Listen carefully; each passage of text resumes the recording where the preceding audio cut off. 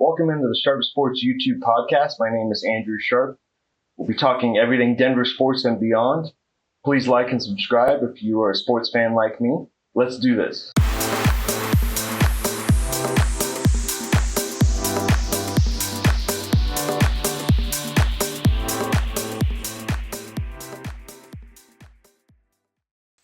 Welcome into the Sharp Sports YouTube podcast. My name is Andrew Sharp. Well, last I left you on this channel talking about the Nuggets. They had lost in Game 7 to the Oklahoma City Thunder, who would go on to play the Indiana Pacers in the NBA Finals and beat said Pacers for their first NBA title, leaving the Nuggets with a clear bar to measure against in their own division against the Oklahoma City Thunder. I was I wouldn't say pessimistic, but not optimistic that certain players, most notably Michael Porter Jr., could be moved.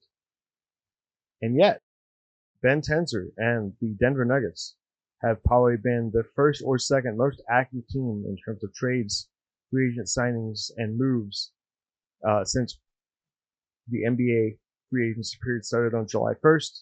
It's extremely exciting. Some of these moves I can't really believe. They managed to trade Michael Porter Jr. for Cam Johnson, a nice player from the Brooklyn Nets, save themselves $10 million, frankly, get a player who's younger and better, and somehow save money.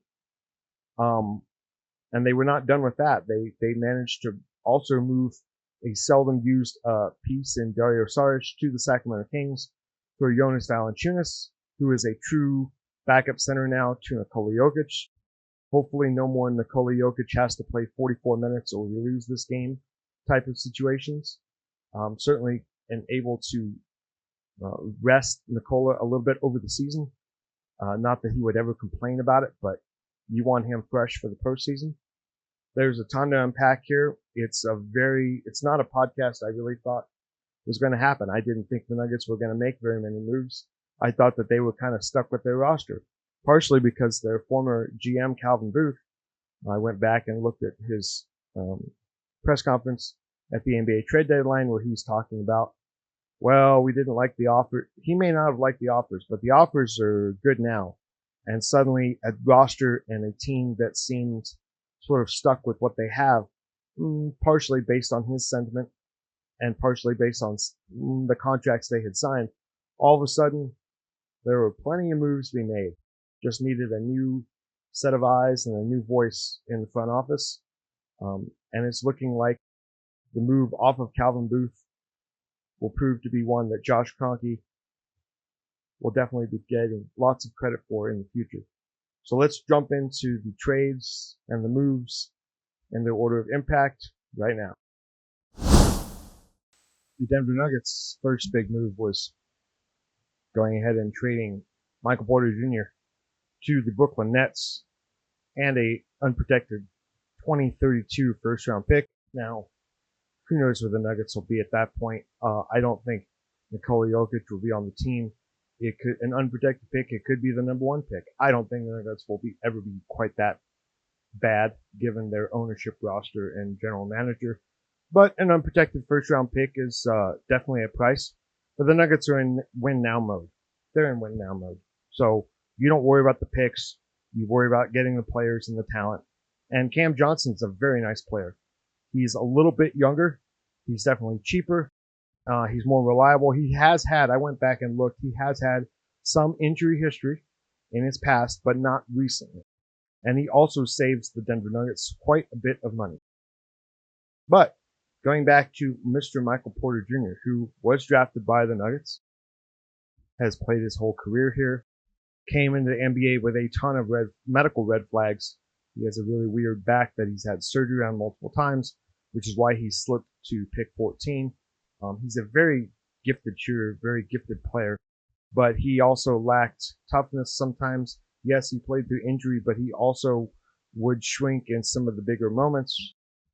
He did manage to play 345 regular season games over his 6 seasons, which he was active. He was not active the first year that he was in Denver. For about 70% of the time he was available. Played in 75 playoff games, was injured in the 2022 playoffs when the Nuggets lost to the eventual champion uh, Golden State Warriors. Best playoff run, no question, and what he'll be remembered for here was his run in the 2023 championship push. He played very well in some of those series. However, did not play very well against the Miami Heat. And got kind of swept under the rug that he did not play well because the Nuggets were so good everywhere else. It was his lowest point total. He only scored 48 points in the 5-game sweep of the Miami Heat. But he's a champion. He definitely helped the Nuggets win the championship. I wouldn't take that away from him. That would be unfair and, quite frankly, untrue. He definitely helped them there. But things had run their course on many of these reaction pods that I have been doing in this year's particular Nuggets run in 2025. Clearly, it was hurt. He was trying to play through it, but it looked awful. He was trying to do things that he's not, as good at. Mostly defensive rebounding. That's not his skill set. His skill set is shooting the basketball, scoring the basketball. That's why he's making the money that he's making. I appreciate that he was trying to do other things, but he's not. Those are not his primary strengths. His primary strength was shooting the ball, and he shot a dismal 32% in the Oklahoma City series and a paltry 25% from three-point line in that series. So if he's not scoring, he's trying to rebound, he's trying to do other things, but that's not who he is. He's a scoring machine. The Nuggets desperately, because of the way Oklahoma City plays defense, needed him to hit open threes, and he was not doing that. And, of course, there's the money. It's all about the money. And unfortunately, with the new NBA salary cap and apron rules, you're going to hear a lot more if you follow basketball at all. It used to be a players' league. It's really becoming a GM league now. It's all about the general managers because basically, without getting too far in the weeds in it, I will a little bit later, you have to really be careful on who you spend your money on. You can't just give out bad contracts and have guys underperform under those contracts and expect to win. It's very punitive. Somehow we've proven, I thought it would be a little harder to trade some of these guys with the new CBA because of the matching salaries, but clearly there's some wiggle room there that even I didn't quite understand. And if I don't understand it, certainly Bill Simmons, who has done this for his entire career and is the podfather, is still a little confused sometimes on what trades are available, what is possible under this new collective bargaining agreement. If he doesn't understand it, then only a few handful of people who are the highest of highest in the league understand all the exceptions. And so it's good that they got out of this. Michael Porter Jr. signed a 5-year, $179 million rookie extension in 2021. He played a few of those years here in Denver. Next season would have been $38.3 million. That's a lot of money given the production that he was giving the Nuggets. That's a lot of coin. That's literally three $10 million players right there. And the Nuggets certainly lacked depth and lacked a bench, and you can spread that money around to 2 or 3 guys and get either the same productivity or more, plus more warm bodies to fill in the rotation. And looking around some of the NBA, basically the Nuggets essentially have gotten an A all around from this trade. Quite frankly, a lot of people have wondered what exactly the Brooklyn Nets are doing. What is their plan other than just stashing draft picks? And one more thing about Cam Johnson. I had forgotten that Cam Johnson also ties a little bit into Nuggets history because Cam Johnson, although not a fully developed player that he is now, but he was on the 2021 Phoenix Suns, who infamously swept the Denver Nuggets 4-0. He was on that team, that Phoenix team that made the NBA Finals, ended up losing to the Milwaukee Bucks. But he has been to the finals on a finals team. So that was obviously, he was young. That was his second year. He was not as fully developed as he is now. But he's had a chance to be essentially the Nets' number 1 or number 2 player the last few years, has done well at that. And now the Nuggets essentially will be asking him to be, I would say, the third. If he needed, he could definitely be the number 2 instead of Jamal Murray. but they're not asking him to do that on a regular basis. If he's your, excuse me, and of course, never forget Aaron Gordon, who's always can step up and have a huge game. So if you're asking Cam Johnson to be your third and sometimes fourth best player on this roster, I like that very much. Like that very much because you're not asking, he is capable of being your number one scorer, but you're not asking him to do that. And that puts him in a very, very good position. Certainly in following the NBA, I do a lot of my own reading and research and listen to people who, quite frankly, know more than I do. Most notably, Bill Simmons and Ryan Russillo. Shout out to those guys about who they follow in the league. And Jonas Valanciunas was always a player that they talked about as a durable, reliable backup center who's bounced around a little bit in his later part of his career, but has been a solid NBA backup to starting player for a long time in this league, and certainly is an asset that would, quite frankly, help any team moving forward. And the Nuggets, quite frankly, needed a true backup center. DeAndre Jordan's just too old. He's too old. It's commendable what he did last year, but he's really there as he was there more of as a mentor role and was forced to play more to give Nikola Jokic a little bit of a breather. Jonas Valanciunas is a true backup for Nikola Jokic, which they have not had. I'm referring to a article on 104.3 The Fan. The team has sunk a lot of assets into bolstering the non-Jokic minutes, starting with whichever man takes his place on the court.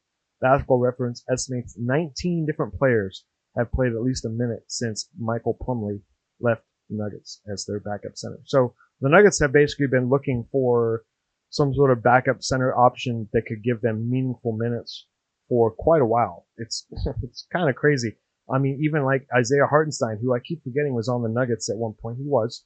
Then he went to New York, and now he's on the eventual champion Oklahoma City Thunder. Zeke Naji, who they keep talking about but never plays. It goes on and on and on of who they've had to try to back up Nikola Jokic.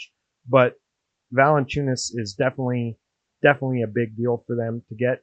Of course, the Nuggets, that is, are taking advantage of the fact that the the Sacramento Kings somehow think that Dennis Schroeder is going to solve their problems. So basically, they salary dumped Jonas Valanciunas because he makes too much money for them so that they can make room for Dennis Schroeder. I don't get it. What you kind of do is you kind of smile and nod over and over again. There are teams that, quite frankly, do moves that are befuddling. And if the Nuggets, luckily, it's kind of like a poker game where, they always say if you're the fish, if you're not the shark, and you can't figure out who's basically the mark at the poker table, then you are the mark. And luckily, the Nuggets are in a position where they are not the mark.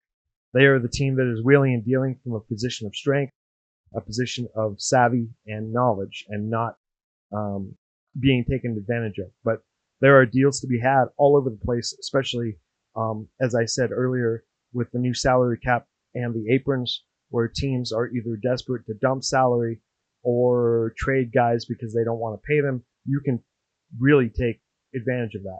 Anyway, Valanciunas has averaged 10.4 points, 7.7 rebounds, and 2 assists on 55% shooting last season. Great. 67% around the rim. He's basically your classic average backup center, but he's certainly not a stiff by any means. Yes, he's a little long in the tooth. He's been in the league quite a bit. He actually was, it's funny, he was actually on the Toronto Raptor team that beat Golden State in 2019, but he was traded at the deadline, so he did not get a championship ring, something that he might be a little bit not happy about. That would be my guess. That he played for that team, certainly contributed to their regular season success, and then was traded and did not get a ring. And I think that really should motivate him. Because now he's got a real chance to get a ring with Nikola Jokic. And of course, they have some of the Serbian Slavic connections. I think they'll get along great. He understands that he's a backup to Nikola, and I don't think he has any problem with that. He doesn't have any problem with that. And he's basically, his contract is more than reasonable. It's all about the next 2 years for this team in the Denver Nuggets. His contract is reasonable. He made $9.9 million this year. He'll make $10.3 next year. and a flat $10 million in 26-27. Totally reasonable, very reasonable deal for a backup center so that Nikola Jokic does not have to play hero ball in 44 minutes every game for the Nuggets to win. In saying this is all about the next 2 years, we're reunited with a guy from 2 years ago, Bruce Brown, who, was a young guy, had not made a lot of money in the league, won a championship with the Nuggets, was a key part of that team. I wouldn't say that he definitely was not the most important, but he played a very pivotal role in doing some of the dirty work, the slashing, the kicking, the defending, all of it. And he went on and signed a big deal, money deal with the Indiana Pacers that did not go well. And he's made a lot of money now in the last couple of years. He's coming back to Denver on a very minimal deal. I think he's making like $2.2 million next year. I mean, veteran minimum. He's not making any money to come back here. He's coming back because he's Cowboy Bruce and he loves Mile High and he wants to basically have another parade/party in the Mile High City. And I think it's great. It's just awesome because you need guys like that. Obviously, he's a good. The Nuggets certainly had some, as has been well documented. The Nuggets had chemistry and team infighting problems last year. Most notably, Russell Westbrook and Aaron Gordon getting into it quite a bit over the course of the season. Russ is gone. Russ is not coming back. And Bruce Brown basically is younger, cheaper, and quite frankly, a better team guy. So I'm all about this move. It cost the Nuggets almost nothing. $2.2 million for them in terms of salary is a drop in the bucket in NBA 2025. It's a great move, and I'm very excited about Bruce Brown joining the Denver Nuggets. For those who do or do not follow the NBA very closely, the NBA collective bargaining agreement in the last few years that's kicked in has really changed the market. Basically, they don't want super teams. They being the NBA owners. They also want to protect the owners from spending money on players, quite frankly, that are either overvalued, overpriced, or kind of get squeezed on that. So the salary cap is pretty much a hard cap. You can go into what's called the first apron, which you're allowed to be in. It's basically you're paying the luxury tax, and the first apron, you're over the cap, but you're not punitive. The second apron is extremely punitive. You start losing future draft picks. You have basically, it restricts what you can do with trading. It gets real complicated. It gets, quite frankly, you you kind of need an NBA to really understand it.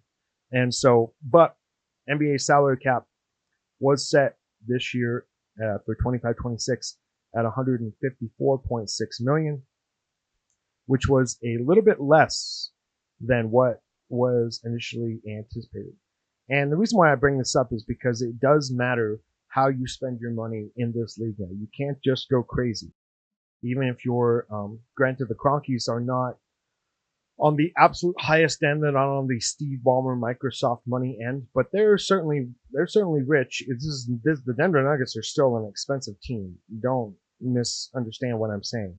But in terms of what you want to do, you don't want to be in that first apron, and you definitely don't want to be in the second apron because then you're stuck with the team you have. Now, if you're the Boston Celtics, excluding what happened to Jason Tatum, you want all your guys back.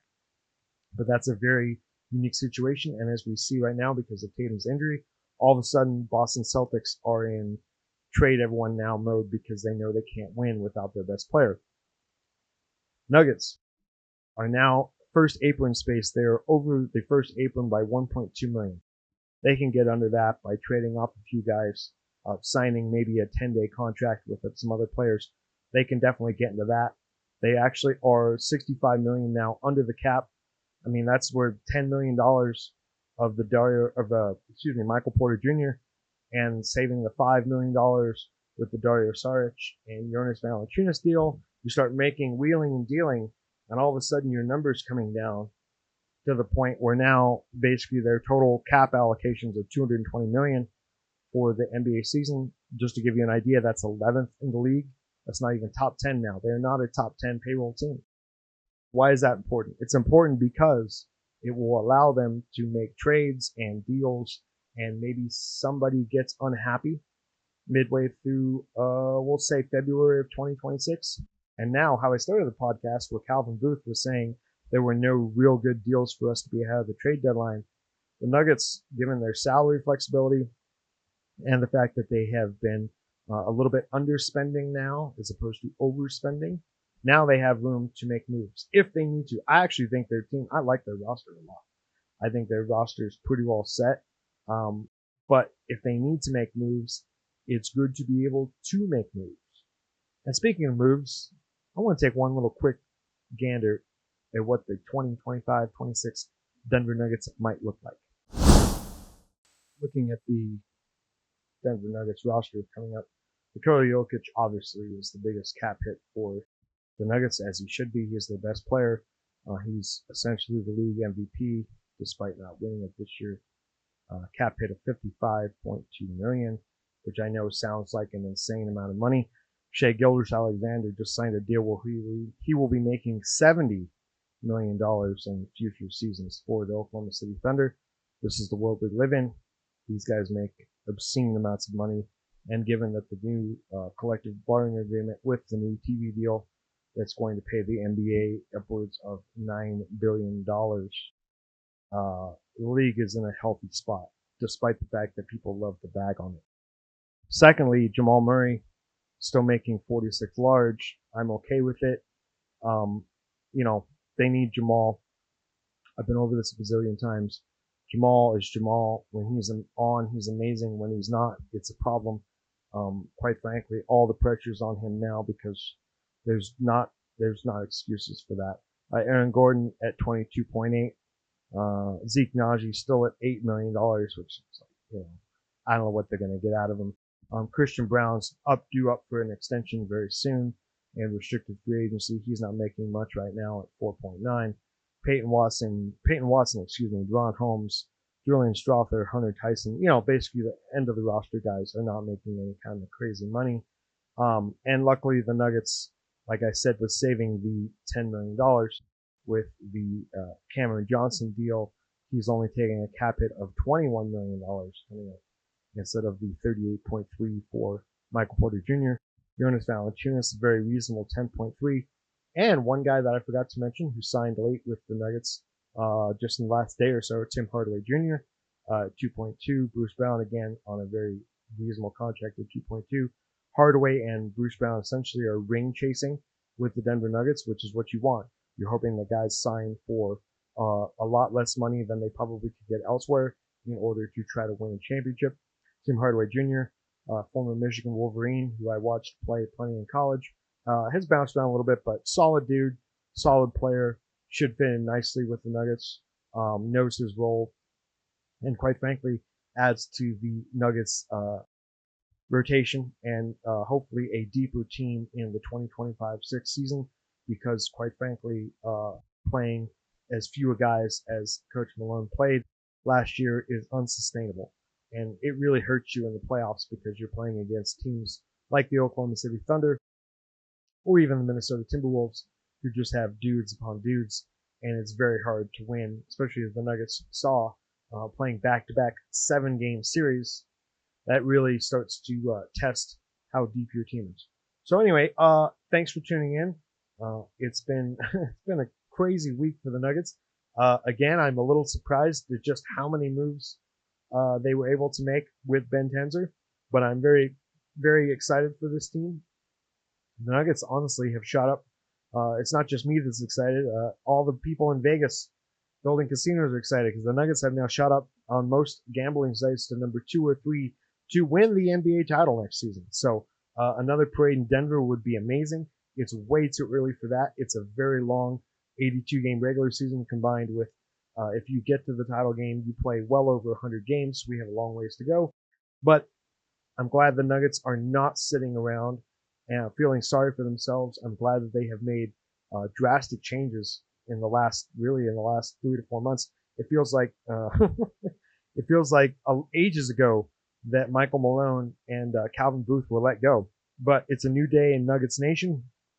Thanks again for joining me. My name is Andrew Sharp, and we'll be talking Nuggets and a little bit of Broncos coming up. Broncos are going to start their training camp here in about a month or so, and believe it or not, the first NFL preseason game is now It is now 27 days away, so football is coming. I'll be back to talk about that in the meantime. Thanks for joining me, and we'll see you next time.